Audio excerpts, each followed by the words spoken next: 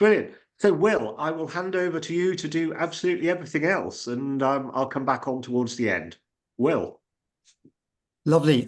Thank you, Chris, and Philip have given me this opportunity. Lovely to see everybody. Thanks for coming. So I just wanted to, before I introduce myself, just point out the little message in the top left corner of this intro slide. Please do introduce yourself in the chat. Tell us why you came today, or if there's a question you're bringing with you, and we'll try to kind of keep an eye on that. But thank you for coming. So my name is Will Gardner. Brief intro from me. I started my working life with Mars, the chocolate and pet food company, back in the day, and went straight from graduate trainee into marketing, and spent a while in marketing with sort of what in those days were called dot-com startups, and for a while in consultancy, etc. But I had this sort of gnawing dissatisfaction that sort of growth for the sake of growth just wasn't quite doing it for me. I joined Unilever in late 2008 as mid-career recruit to do a role as VP Global Brand Strategy, working for the Chief Marketing Officer. And very fortunately, a few months later, Paul Polman joined as CEO, and my work changed because the focus was suddenly to bring purpose and sustainability to Unilever's stable of brands, and sort of facilitate that process. And I loved it. The question of how we can add value to the world and not just be selling more stuff really fired me up. And in various capacities, that question has very much been my North Star ever since then. So here we are in 2024, and our topic today is purpose-led business. But as I've been thinking about it, it sort of reminded me of this, which you'll probably know. It's the Gartner hype cycle, and it's usually used for new technologies. But it does seem to me that purpose and sort of related concepts have had a kind of a good run for a decade or so of people being excited about them and mainstreaming versions of this idea. But I think 2023 was a really tough year for this concept and related ideas of business. So maybe we are heading into, or maybe 2023 was the trough of disillusionment or the backlash of cynicism. And my argument, and I'll talk a little bit about why I feel that's been the case, but my argument is that we now need to climb the slope of enlightenment in order to make sure that purpose really delivers on its promises in a mainstreamed way, and gets to what unexcitingly Gartner called the plateau of productivity, but it wouldn't necessarily be a bad thing. So today I wanted to talk about three sort of main ideas or questions with everybody on this call, and I'm hoping to make it as interactive as possible. The first is that vexed question of what should be the role of business, especially here and now in 2024, and what should be its responsibilities at that sort of meta level. And then we'll get a bit more precise and talk about, well, what is purpose-driven business? There's lots of versions of answering that question, but I'll give a point of view. And is it a good way forward for the world of business? Can it deliver on its promises? And then lastly, we'll get super practical and share ideas with each other on how it's best activated, and how we can make it work better in practice. So we'll sort of have a kind of a sort of telescopic view from very big picture to smaller picture as the conversation goes on. At each of these sort of levels, I'll present some stuff, but then we'll have plenty of time for discussion. And I think after the second one, we'll probably do a breakout in some breakout rooms, and then have people have smaller conversations and then come back. So that's the plan, if that's okay with everybody. Before we go into this first section, where it can sound a little bit as if I'm not being particularly pro-business, I just want to clarify in advance, I am hugely pro-business, but I just think that business needs to change and fast. And I'm sure I'm probably not the only person on this call who thinks that way. So let's just go back quickly. Obviously, the concept of business starts a long time ago. It actually traces back to 8th century India. But ever since then, one question I think has dominated the kind of the concept and the direction of business, and that is that famous Latin phrase of cui bono, to whose benefit or in whose interest is business being pursued. And here are three sort of august gentlemen from the Victorian times. I'm just wondering if everyone knows who these three people are. You can kind of call out verbally if you recognize anybody.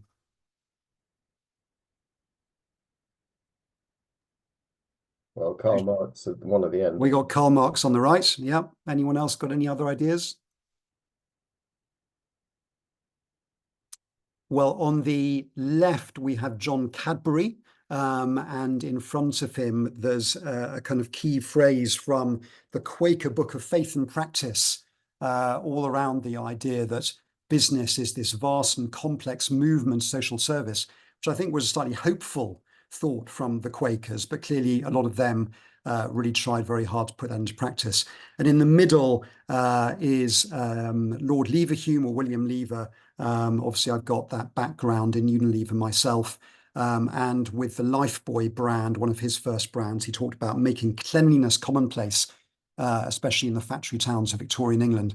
And that statement got picked up by Unilever during my time there to make their purpose statement as a whole company of making sustainable living commonplace.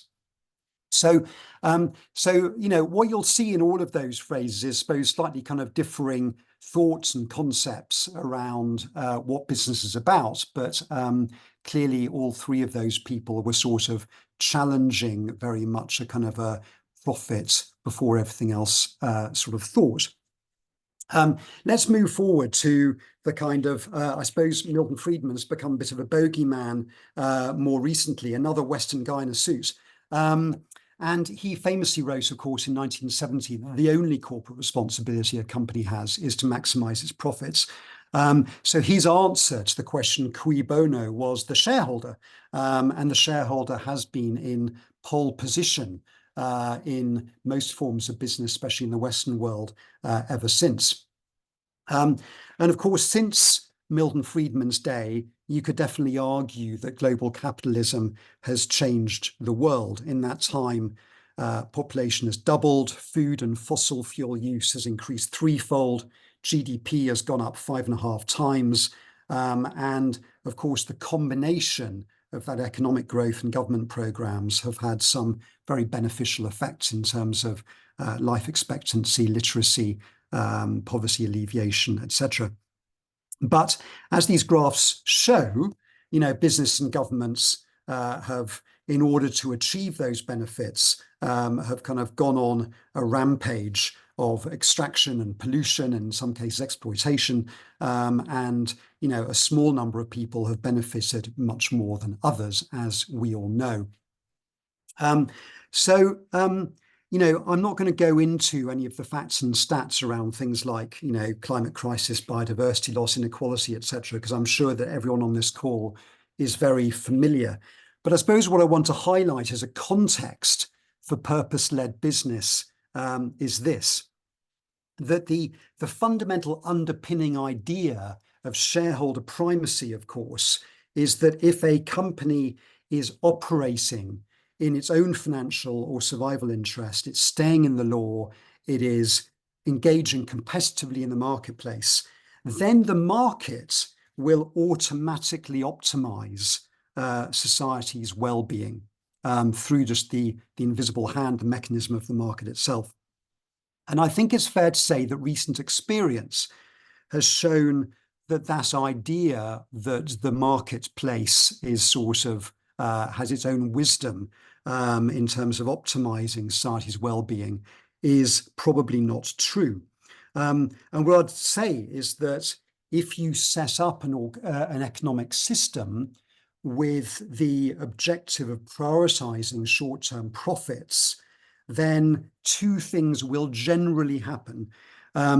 Most organizations will optimize for the few at the expense of the many, and most organizations will optimize for today at the expense of tomorrow. Internalizing profit, of course, and externalizing and sort of kicking down the road the social and environmental impacts and costs. So, and I think it's that challenge that, of course, is leading a whole bunch of new concepts and models of business to start to bubble up. Now, this slide is adapted from the brilliant work of a GameShift friend, Professor Victoria Hirth. And any of you who don't know of Victoria's work, check her out on Google and read some of the papers that she's been involved in, because I think it's excellent when it comes to explaining purpose-led business and the link to the wider economic system. She suggests that there are three business responses to three typologies and paradigms when it comes to unsustainability. The first, of course, is all about business as usual, with a small helping of corporate social responsibility on the side. And that's where, you know, businesses are going, well, you know, unsustainability in the world isn't really our problem to solve, because we're here to maximize short-term profits. And if people are challenging us, you know, we're going to call our PR agency and we'll find a way through this. The middle paradigm is enlightened shareholder value. And these are companies that are still fully driven, of course, by shareholder returns, but they're enlightened because they're taking a more long-term view. They're saying we'd better take action on things like the environmental crisis, because otherwise it will impact future shareholder returns. And many, you know, big corporations, I think, might fall into that bracket. And there's a big link, of course, to the concept of ESG, which is all about helping to make sure that the risks to shareholder returns of environmental, societal, and governance ideas are factored in. But then the last one is quite distinct, because that's about purpose-led business. And those are companies that say, no, we're not optimizing for profits. We're optimizing for purpose. We exist with a particular idea as to how we're going to add value in the world. And profits are both fuel for pursuing that idea, and also, because we've organized our business model accordingly, profit should be a natural outcome of pursuing our purpose. So there's a lot more to say on that, but I think those are, you know, I found that a very useful way of differentiating between different models. Bear in mind, by the way, in about 3 minutes we can have discussion about all of this stuff. So if you're itching to ask questions or make some comments, that opportunity will come very soon. And here is the second model developed by Victoria. She actually adapted this from the famous work of the ecological economist Herman Daly. And in Herman Daly's Pyramid or Triangle, he talked all about the ends and the means of business. And at the top of the triangle, you'll see the ultimate ends, which in, I think, an ideal world would be the long-term well-being of people and planet, that is where all organizations should be pointing their efforts in some way or another. At the very bottom of the triangle, you see the foundational means from which business borrows. So our environmental and societal systems, you know, the living systems of the earth from which we borrow for natural and human and social capital, which then creates the materials of doing business and enables business to then kind of provide products and services and make money out of them. Now, The point that Victoria makes is that business as usual paradigm is only really interested in the middle of this model. So if, for example, you take a t-shirt manufacturer, they'd be saying, well, we're only really interested in buying cotton or polyester as cheaply as possible. That's the kind of manufactured capital, the intermediate means. And we will pay our workforce and our supply chain as little as possible. And then we will convert that into t-shirts, which we'll sell, and we'll maximize our profits. So they're really interested in that middle band of means and ends. If, on the other hand, you're a purpose-driven business, you're interested in the whole triangle. So firstly, you're organizing yourself, ideally in your articles of association, to be pursuing a purpose which is consistent with the ultimate end of long-term well-being for people and planet. But also, at minimum, these companies make a fair and adequate contribution to the foundational means, making sure that the systems and capitals and stakeholders they rely on are healthy. And that might be a healthy human society, or it might be a healthy environment, etc. So I hope that sort of makes sense. And for me, the reason why that's critical is that I think somebody at the beginning in the chat said, you know, I'm interested in a fresh view on purpose-driven business because it's quite murky.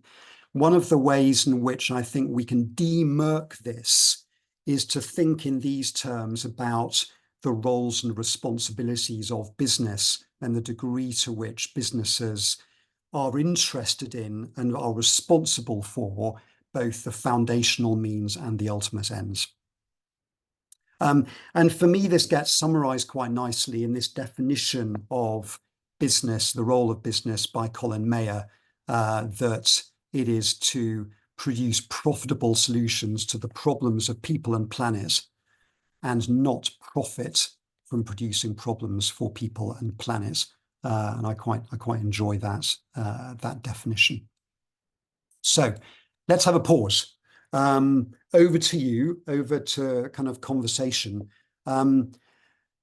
This is obviously just the end of a first section around the roles and responsibilities of business. I'd love to turn the mic to you and hear your reflections on that role and those responsibilities. What thoughts has this brought up for you so far?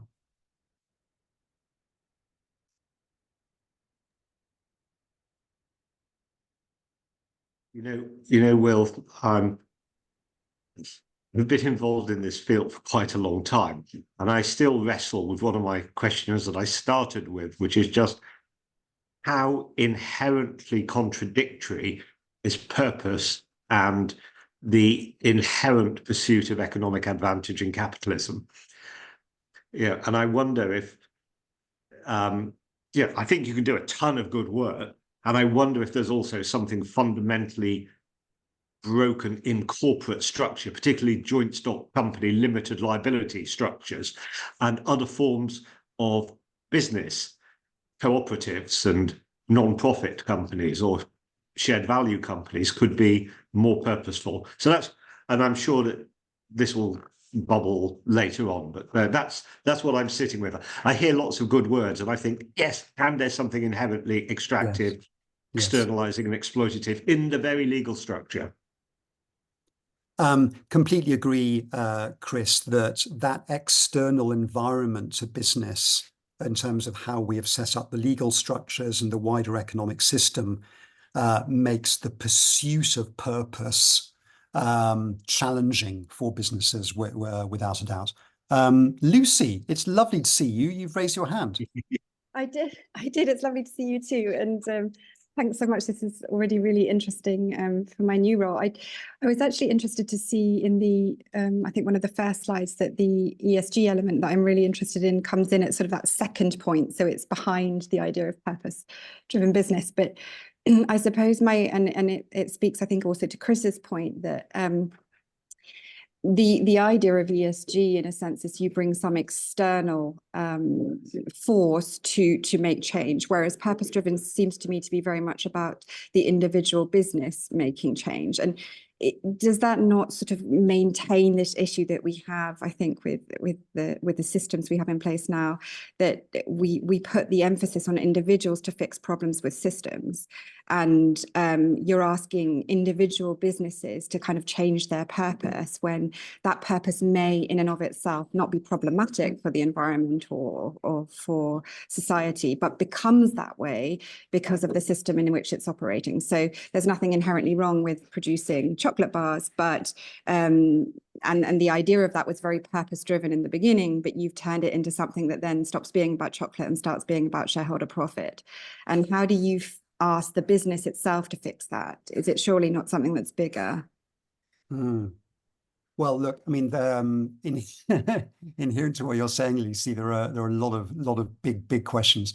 I do think that it is the nature of these things that there has to be, in my view, both external pressure and, regulation and systems by which companies are encouraged, measured, regulated, etc., to be able to particularly look after the foundational needs.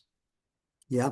And of course, ESG as a concept is sort of a way of doing that. We've got to bear in mind that ESG, when first invented at least, is mainly about protection of future shareholder returns rather than protection of the foundational means. I think what purpose-driven businesses are doing is they're saying, look, fine, we'll, in a compliance sense, fill in the forms of ESG and be able to tell the shareholders in the market what we're doing against these key metrics, etc. But what makes us different as a purpose-driven business is we are deliberately taking on our own sort of intrinsic motivation to do something important and good in the world. That's our purpose. And to look after properly the foundational means, because actually we genuinely want the world to be sustainable, rather than just because we're filling in forms for some shareholders who want to know whether their future returns are going to be protected. So I think it requires both this sort of intrinsic need within a business to do good things and do the right thing, as well as the external market validating, measuring, etc. Not sure that totally answers your question, but I think it. No, that is really helpful. I mean, this is not the point of today's discussion, but you bring up I think the fairly accurate criticisms of what ESG was or is doing. But that's really helpful. Thank you. Rob. Fascinating. I'm just thinking, going back at Paul Polman and the Unilever, what happened afterwards, and the sort of ructions and the ripples with the various shareholders. I guess my question relates to, when I work with students, my question relates to what can people doing work-based assignments, be it on master's level or the end of their degrees or whatever, how can the conversation today impact their particular practice and the ripples and the noticing that they can create in their organizations? Golly. I'm not sure I've got any particularly great thoughts to add to that, Rob, except that the first thing is that they need to be invited to do so. And it so rarely happens, I think, that in the, both in the stage that, I mean, I have university age children, and I know that if they were still doing economics degrees, they would be mainly being taught the sort of same old, and then they arrive in businesses, wanting to be able to have that opportunity to work on these concepts, and quite often they are not available to them. I'm wondering whether you have a particular sort of suggested answer to your own question. Yeah, I guess my question was, at the moment, we've talked quite theoretically about these ideas, and I'm always interested when the theory hits the practice.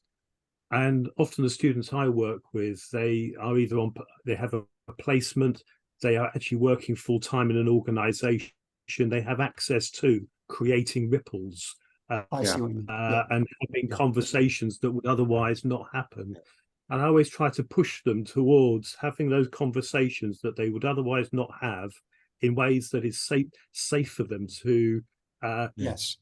create a Yeah. And I mean, and well, I seem to have lost my ability on my screen to raise my hands, but I just wanted to jump in for a second. Please do, Chris. To say two things, which is one, there have been at various times master's degrees that were explicitly about how do you intervene. The Bath Masters in Responsible Business Practice, which became the Ashridge Masters, and the Sussex or Surrey, I can't remember, Masters in Social Change, the John Heron-based one, were both about what do you do when you're in a system and you want to change the system, how using self as instrument skillfully in a system.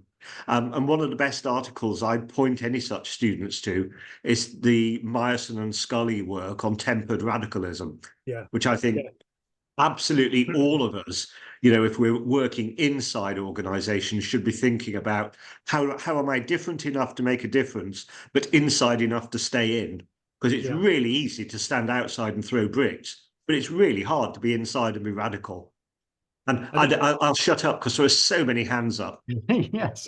There's also some great work done by an organization called the League of Entrepreneurs, Rob. I don't know if you've come across them. A friend of mine called Maggie Dupree. Let's just take one more point if we can at the moment. Now I'd love to kind of move on to the next section and where you can go into breakout rooms. So let me see. Georgina has her hand up. Let's go with Georgina. Thanks, Will. Hi. One of the things I'm sat here thinking about, listening to the content so far, which is really interesting, is the experience inside the organisation, because having worked with a purpose-led organisation for many years previously, it's really interesting when you think about the felt sense of purpose within an organisation. So there's something about what they are setting out within their operating model and strategy, and clearly that is authentic in terms of truly purpose-led, but the experience of that for the employees within the organization, there's an incongruence. And I think that for me, there's something about the responsibility of businesses to really be thinking about joining that up, so making sure it feels not just purpose-led, but there's a sense of equity and fairness, because that's the theme I heard, the insight I heard quite a lot was, how can we truly be helping people and planet when, there's an inequity between our reward system, or some of the hygiene factors are not looked at. So I feel that I guess I'm interested in that kind of internal experience of being within a purpose-led organization as well.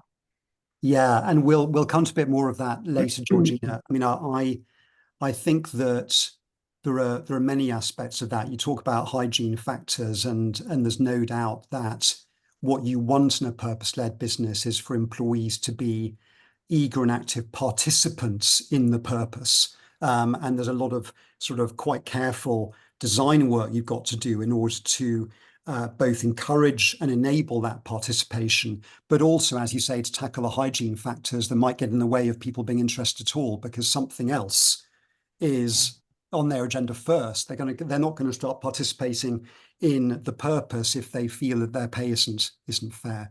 Can we come back to that a little bit later? Because I've got some sort of thoughts and examples on that. Thank you. I'm conscious that there are a couple of other hands raised, but if it's okay, let's carry on, and then maybe you can bring some of your thoughts into the breakout rooms and then the discussion after that. So let's now go into the next section about, well, what characterizes purpose-driven business and what are its merits as a way forward to contribute to maybe a better world as well as positive shareholder returns.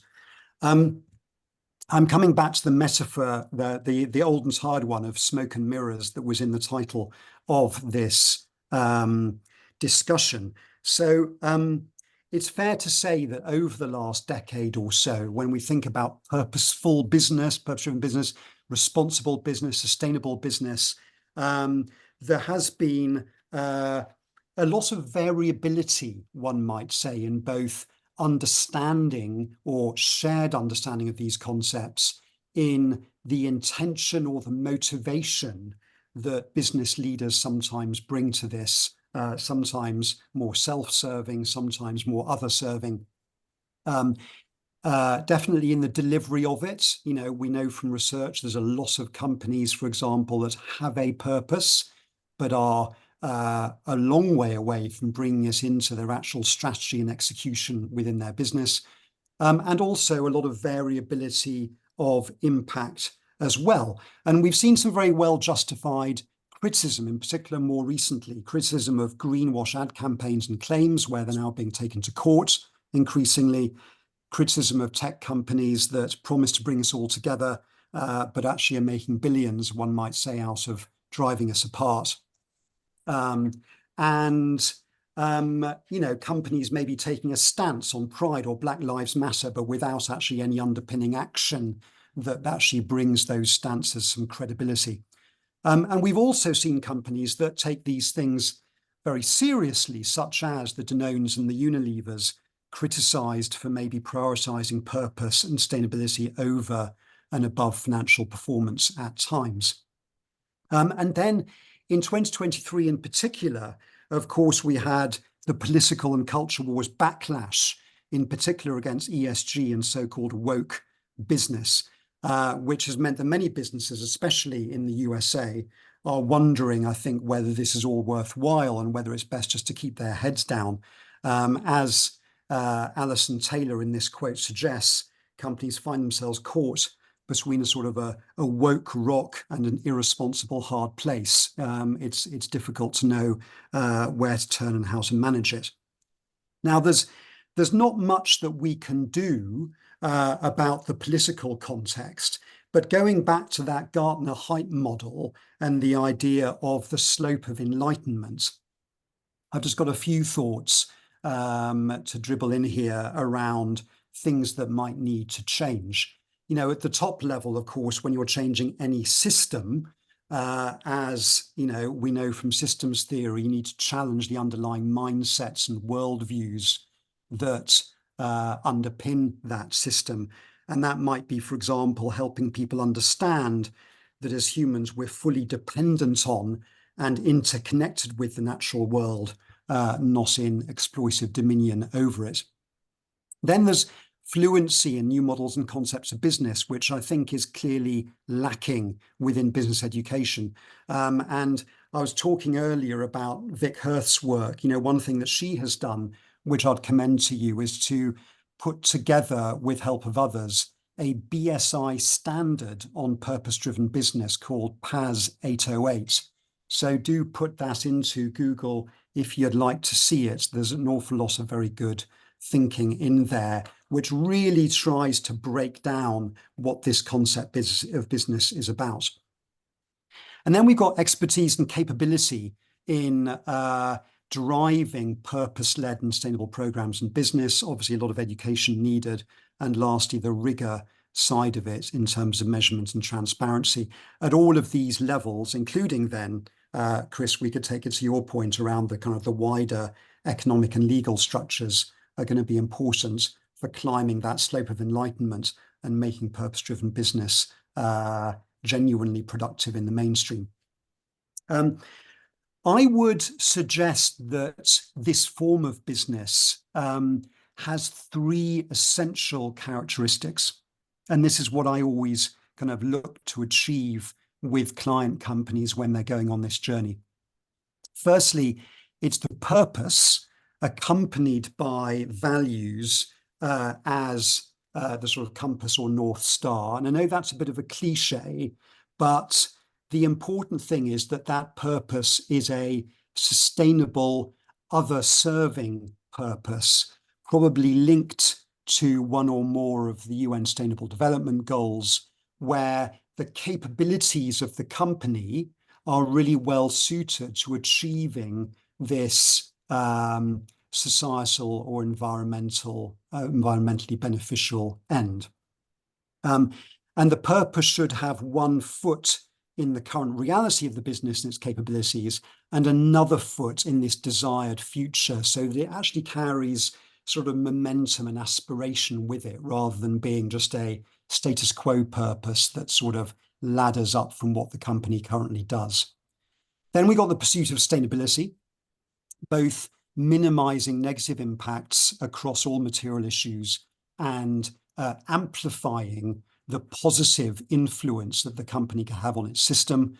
And then lastly, there's the in particular the employee aspect, but also wider stakeholder participation in the purpose that we were talking about just a moment ago, Georgina. And of course, that's got to be within a context of very strong ethics as well. So what do I mean by participation? Well, that's about employees and other stakeholders, maybe even customers, as active, engaged partners in the achievement of purpose. So back in my Unilever days, we did a lot of thinking about the critical role of consumers of Unilever's brands in the sustainability equation and the purpose equation. Because of course, you know, Lipton tea, now sold, can only be sustainable if people put less water in their kettle when they make a cup of tea. Or Dove shampoo, its biggest footprint is actually on the length of the shower that somebody is having. So you actually need, in any sustainable and purposeful business model, the active participation of multiple stakeholders to make the whole thing work and happen. An ex-colleague of mine talked about the logic and the magic of what has to happen here. The logic, of course, is the highly strategic work of making sure that the purpose is this optimized, other-serving role that the company can play in the system. And that then drives the value creation model and the stakeholder participation model around it.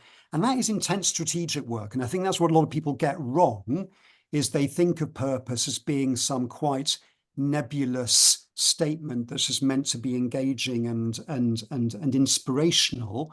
And they don't do enough thinking about how actually it is a highly important, the most important strategic choice the business can make. But then you've got the magic side of it, which is purpose as a compelling narrative that describes who we are, why we're together, and where we're going. And that brings meaning to people's work, that rallies employees and other stakeholders, etc. And great purpose work needs to do both of those things. I think the other side of it is that some purposes, one might say, are more important than others. And what do I mean by that? Every sector in our economy, I'd suggest, has got its shadow side, you know, its big issues that need to be solved. And some corporate purposes deliberately stay away from tackling that big issue. And other purposes take the company into the eye of the storm. So an example, again, you know, Unilever's biggest issue probably is all about sustainable consumption and sustainable living. Their purpose is to make sustainable living commonplace.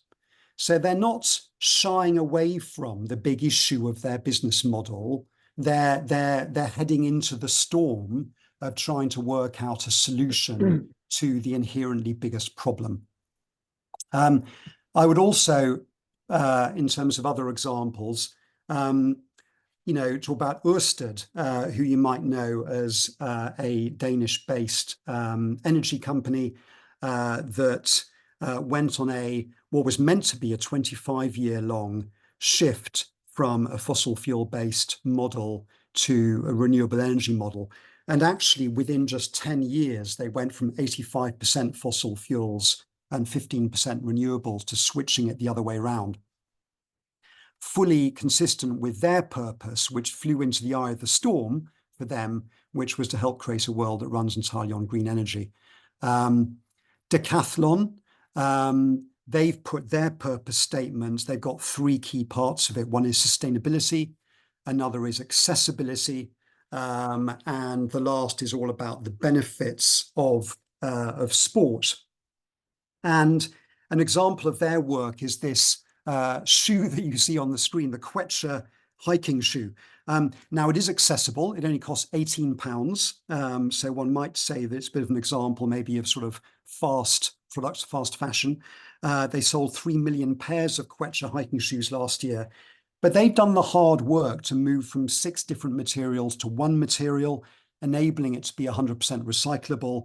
And when customers are finished with them, the shoes, or as many shoes as possible, are collected, crushed down and recycled to become Decathlon swimming fins. So, and in many ways, Decathlon are thinking very innovatively about how to execute that purpose statement. We could talk, and maybe you'll want to talk in our next break, around the business benefits of purpose-led business. I think it gets summed up in one word, which is reciprocity, or the Mars Corporation talk about the economics of mutuality, which is a sort of a similar concept. Of course, if we involve our employees as partners in a meaningful purpose, they'll work harder, be more creative, stay longer. If we treat our customers ethically and offer them a sustainable or socially impactful reason to buy, they'll reward you with their loyalty, etc. So there's an inherent logic to why purpose-led business is good business. So hopefully, you know, when it comes to that question of how a purpose-led business can operate successfully within a shareholder-led economic system, many CEOs should be able to prove that purpose-led business is also profitable business, although I'll acknowledge that's not always the case. So let's pause there. I'd suggest we go into a little breakout now. And so if Rick, you could be ready to do that, we'll kind of bring people into sort of maybe a couple of groups of 5 or 6. And I'd just like to invite you to talk about these questions. And, you know, what do you think? Take the conversation wherever you'd like to. Will purpose-driven business become mainstream? You know, does it deserve to? What are the pros and cons of it? What's needed for it to succeed? Does that work, Chris? Yeah? How long do you want the breakout rooms to be open for? Let's see, how are we doing for time? Let's say 7 or 8 minutes. Okay, see you in 7 or 8 minutes.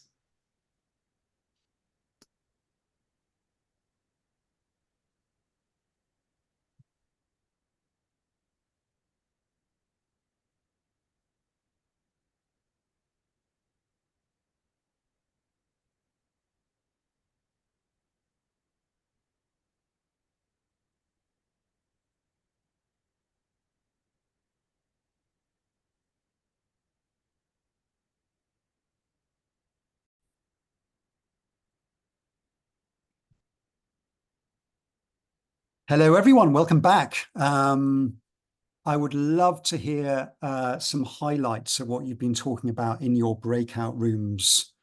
Who would like just to kind of feedback any kind of big questions or conversations or comments?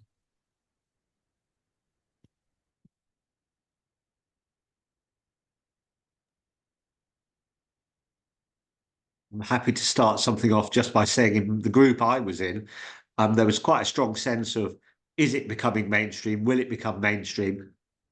Yeah, more and more. Does it deserve to? Need it to? And what's needed for it to succeed?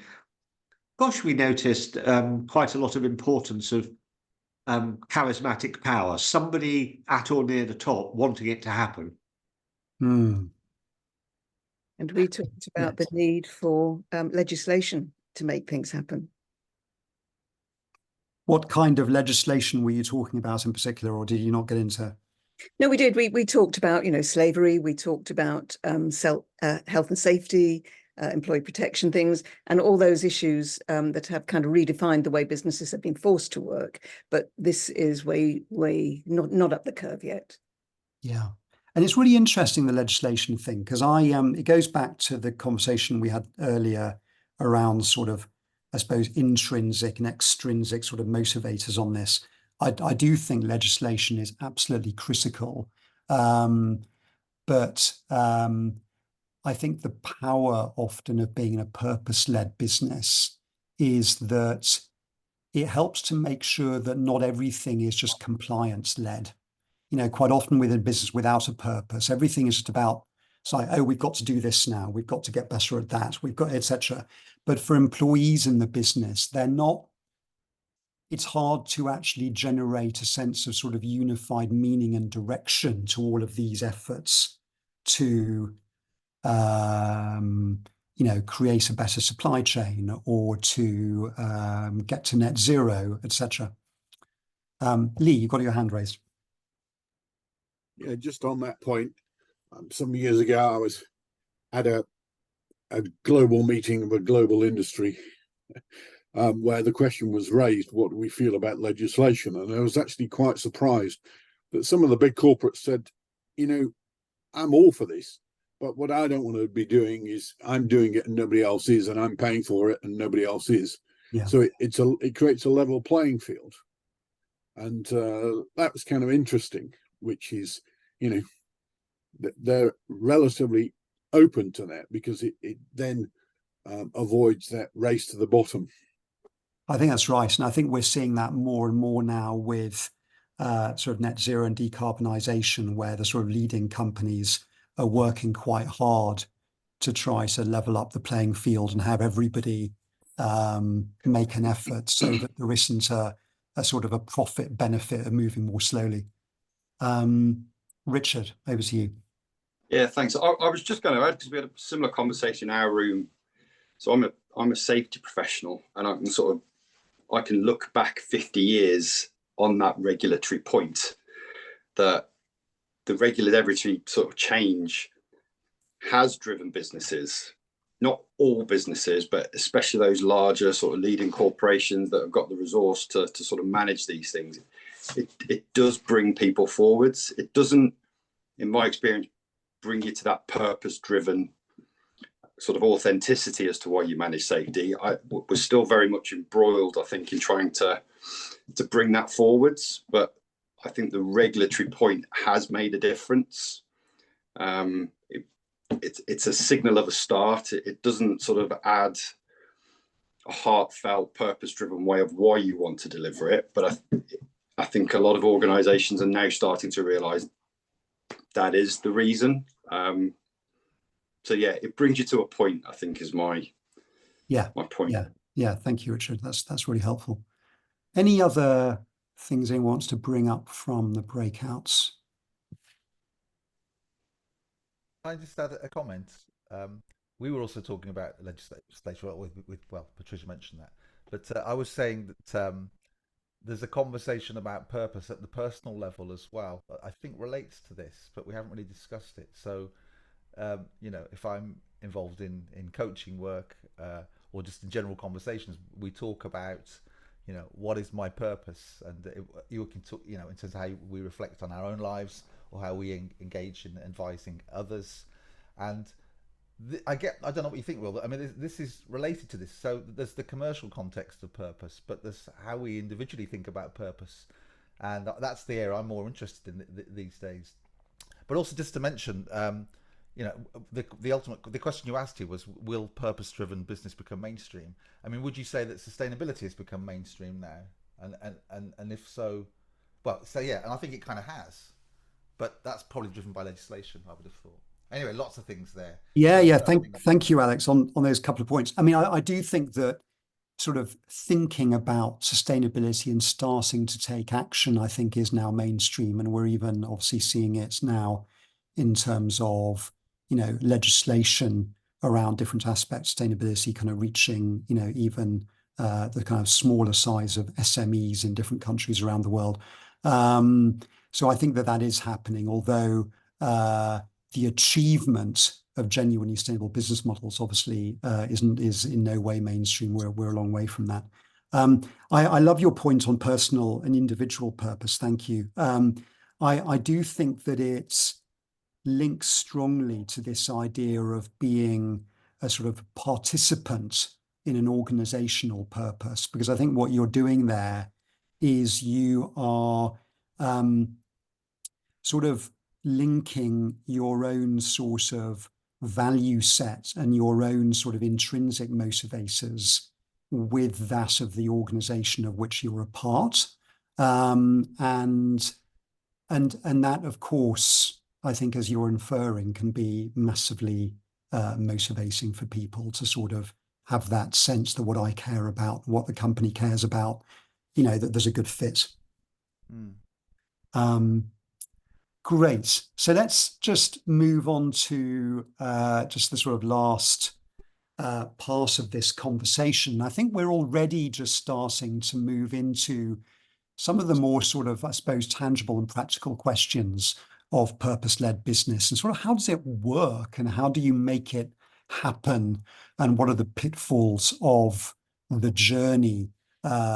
So I suppose that this is now leaving behind maybe some of the wider macro questions and getting into the sort of the journey of doing this work. Now, I'm about just to very briefly go through a few learnings that I've had before handing the mic back to you.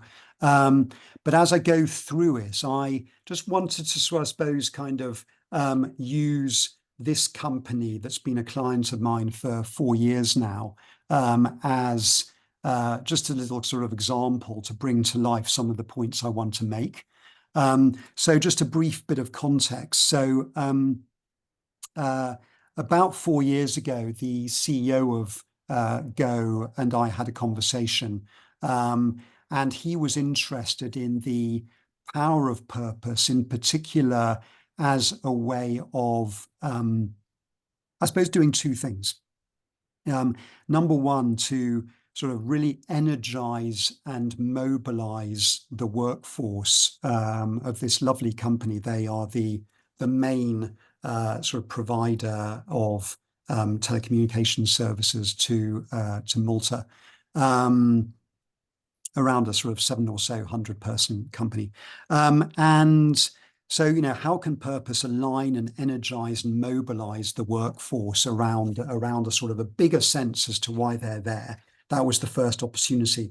And the second relates to that was the idea that a powerful sense of purpose might help the company move beyond being a provider of traditional telecoms products and services to being a digital enabler and champion for the island of Malta, with a broader set of things that it might get involved with and do to help to digitize the island in multiple ways.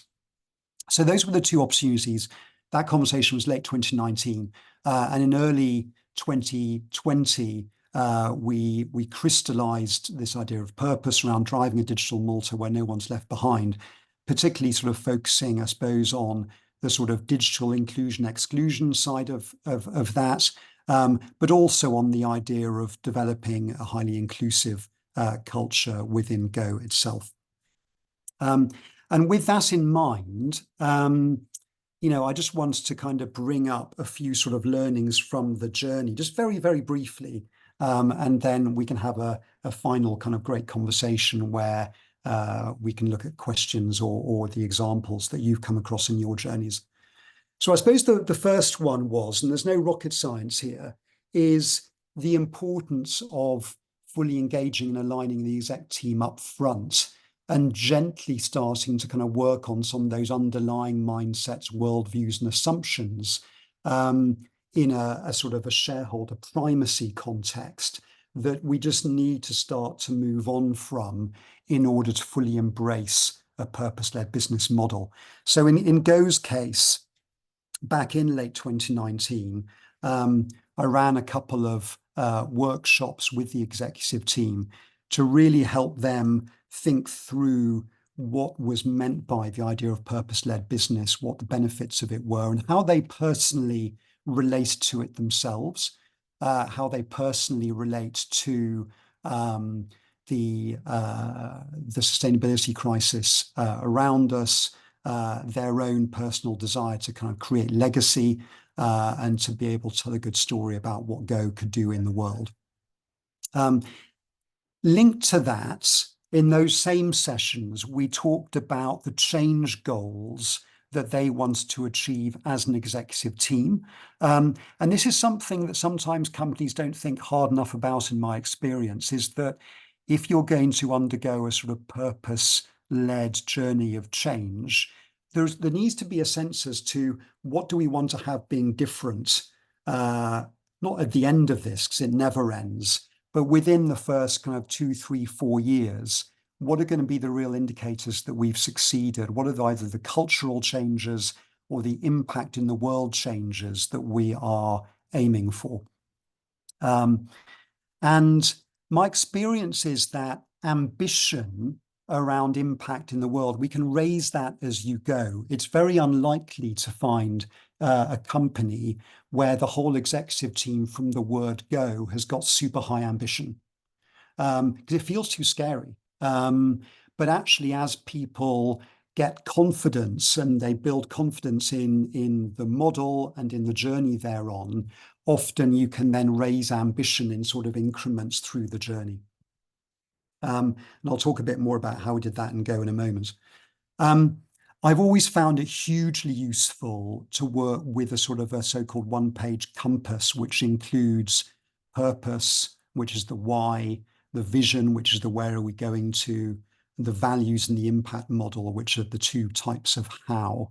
What I mean by impact model is a sort of a value creation model, which involves multiple stakeholders, not just how do we make money, but how do we benefit our employees, and how do we make sure that we're looking after the foundational means that we talked about earlier. So to be able to do the really hard work to crystallize that down into a one-pager that really shows the logic flow between those different things is vital work. Engaging all employees as participants and co-creators. So right up front with Go, we did a huge employee engagement exercise in order to make sure that all employees felt as if they had their hands all over what was going to emerge as a new purpose and a new set of values and a new definition of the way that the business would create value for its stakeholders. So that when the smaller group around the executive team then came out with some of these answers, all employees felt that they had a voice in that process. And then the role of employees as participants sort of evolves throughout. But we've had this thing called a big conversation, where every quarter with Go, we bring all the employees together in digital online groups to talk about how we're doing and to talk about where they think that the purpose journey needs to go next. And then there is a feedback loop to employees around which ideas are going to be taken up and actioned, so that they truly feel as if they're participants in the journey. Aligning strategy, brand, and all core business processes has been key, especially in terms of the employee experience. We formed something called the Go Academy in order to use learning and development as being a hugely powerful lever of change, to help people through learning, to understand purpose-led business, to understand the values and to live and embody them in the everyday. Changing how decisions are made, changing the duties of directors. We haven't done that yet at Go in terms of making, moving from a shareholder primacy model in terms of the fiduciary duty of directors to a multi-stakeholder model. But that might well be something for many other companies to look at. And also kind of helping people understand how to think through the second and third order consequences of the decisions that they make on different stakeholders. And then lastly, of course, understanding and measuring the impacts. And we've particularly in Go done a huge amount of work on the employee measurement side of it, and being able to demonstrate through research that the purpose work that we're doing is directly leading to employee satisfaction and to better employee performance. So I'm going to pause there. So I've been talking for a little while, but I hope that some of these different points are either triggering for those of you in the room your own thoughts and ideas, or some questions. So over to you for one sort of final chat before we close.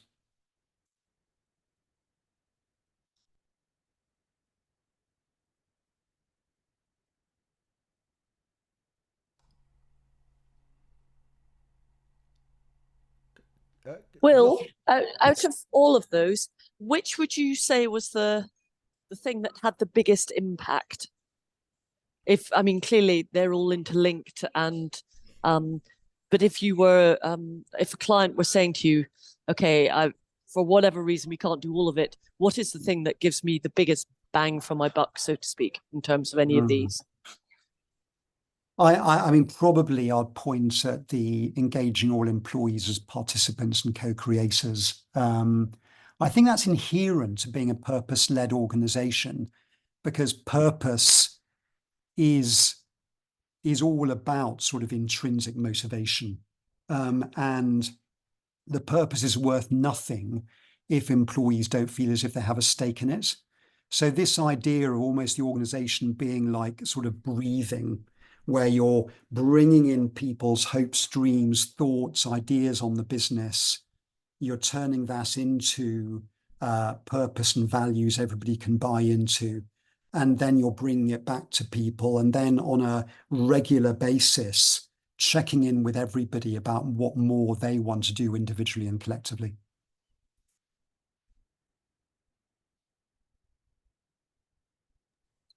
And I see George has got her hand up.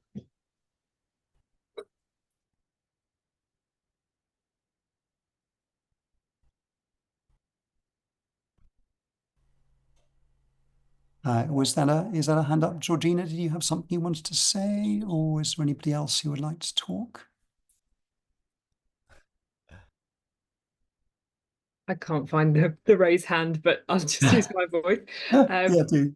Thanks, Will. I wondered whether, from your experience or that of anyone else on the call, there was any trend in what seemed to catalyze or be the trigger or tipping point for leaders to want to move towards this in their careers, in their positions, in organizations, the kind of how come people start to orientate to this, what's leading to that, if there are any patterns there? Gosh. Let me just give a thought. I mean, my observation is that usually there is a leader, usually in an executive team, not always the CEO, who is feeling bothered by the state of the world and is thinking about their relationship to their work and their role as a leader and the impact their company is having. And it's like this itch that they just have to scratch. And they're thinking that they then want to engage their colleagues on it and find a good way forward. It normally starts with a person, usually in a position of influence, who is thinking those thoughts and feeling those feelings, I think. But I'd love to hear from others in terms of what other people have seen.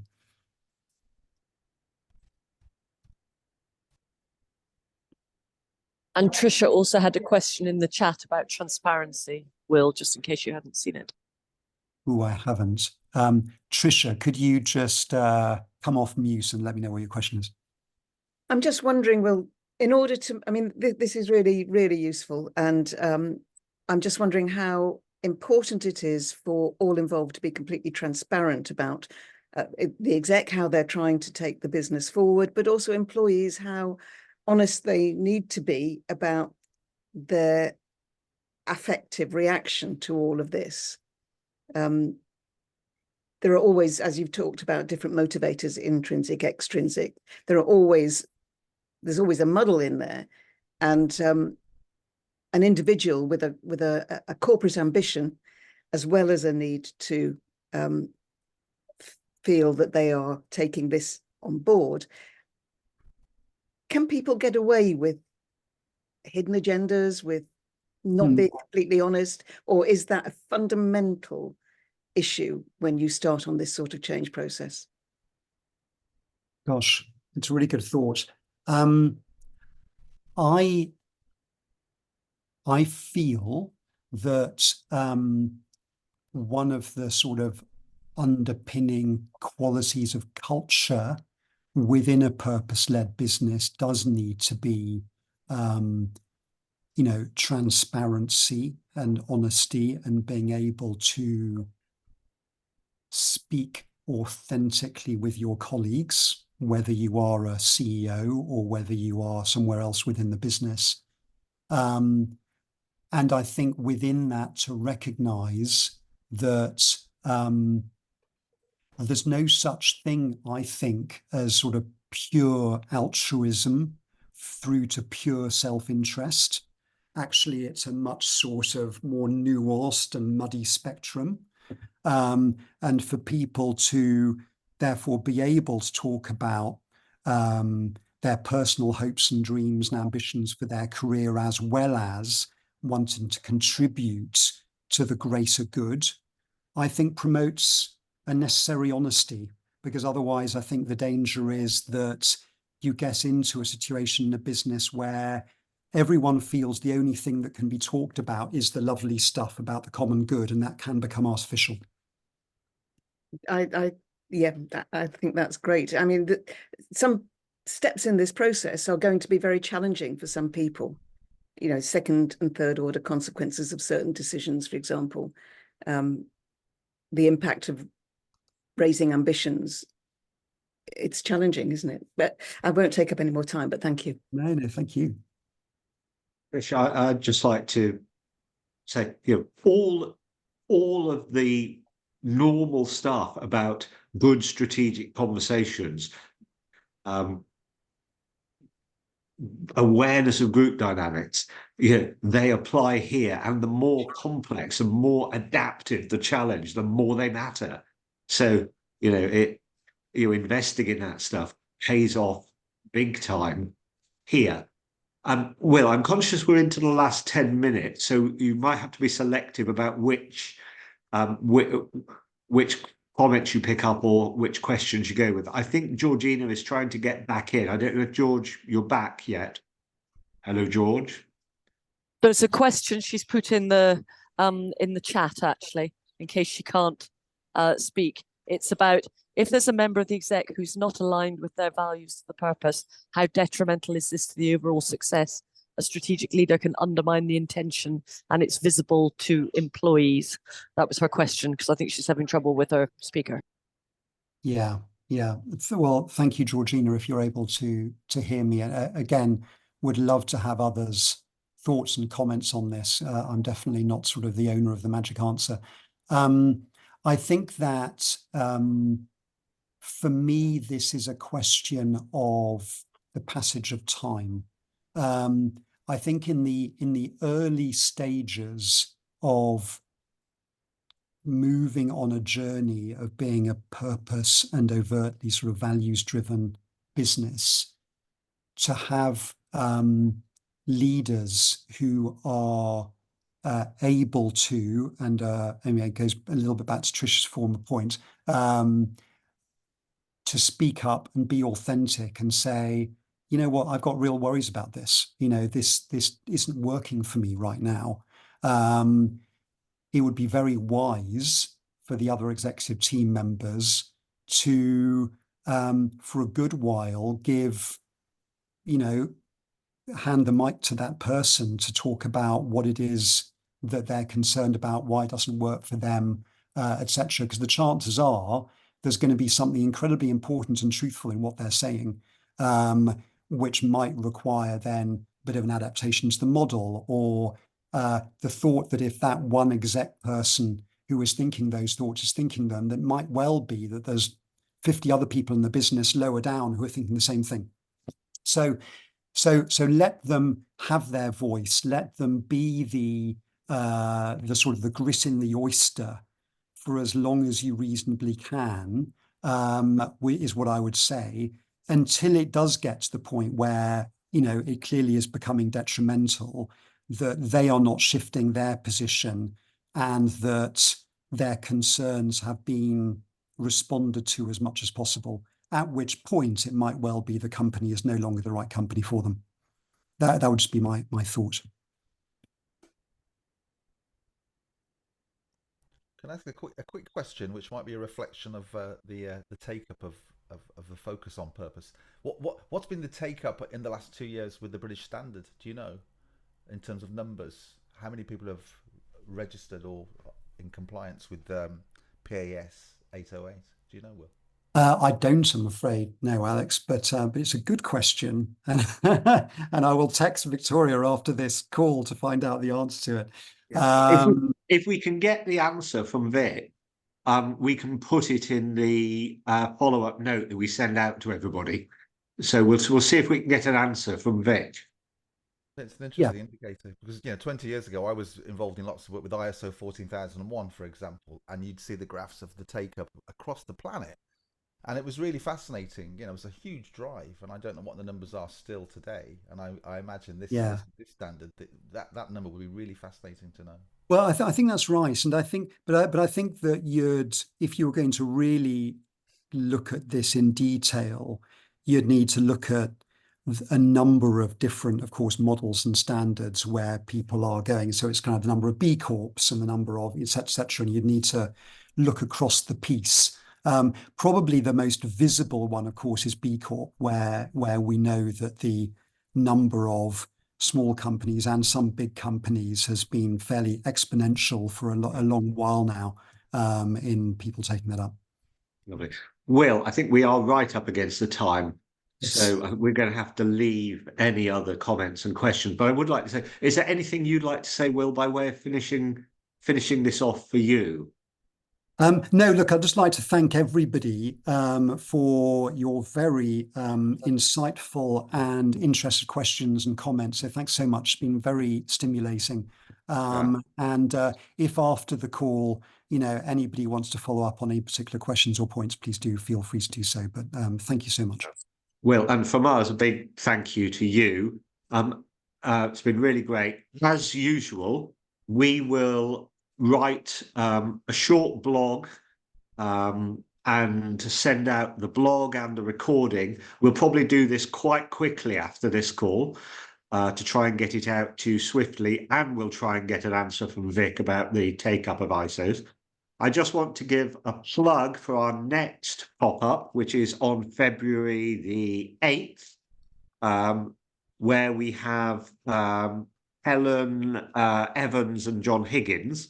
Now, Helen describes herself as an autistic senior leader in the third sector. She's also quite famous to all of us as the Oxfam whistleblower. And she says her whistleblowing was largely fashioned from her autism. So I think it'd be a really fantastic session. If you want to get a sense of what it's like, we'll put a link in the blog, and the link will also include a snippet of a conversation the two of them had on the bottom line with Evan Davis about this. But we'll be going wider and deeper on February the 8th. So if you're interested, please do come along. Please tell other people. Meanwhile, thank you so much for being here today. It's been a great morning, and we are looking forward to seeing you at the next one. Thank you all. Safe travels. Bye-bye. Thank you. Bye-bye.